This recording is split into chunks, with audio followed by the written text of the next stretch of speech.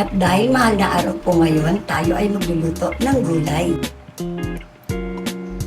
Maglagay tayo ng mantika.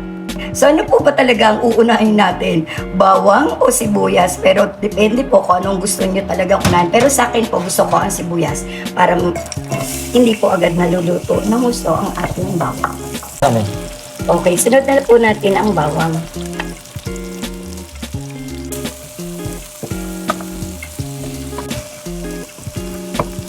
Ilagay natin ang kamatis.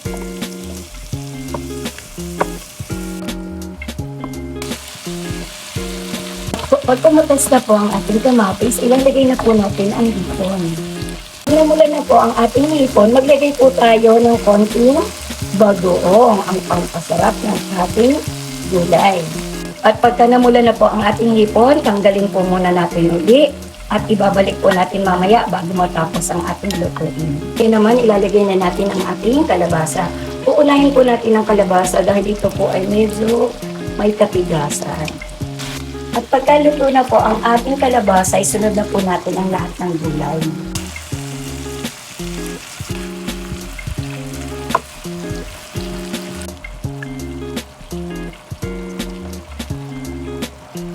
Kung meron kayong kamote, ako po naglalagay po ako ng kamote.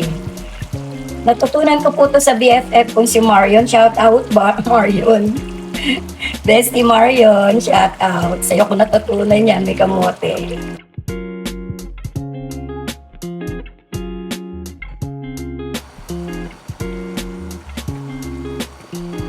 So this time, ibabalik na po natin ang ating hipon dahil maluluto na po sila. Siguro po mga 5 minutes at siya ay luto ng at pagkatapos po ng mga 5 minutes, ito ay tuluyo ng luto. Ayan.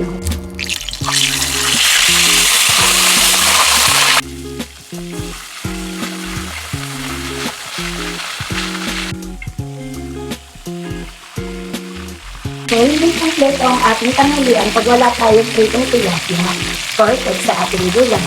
Happy eating!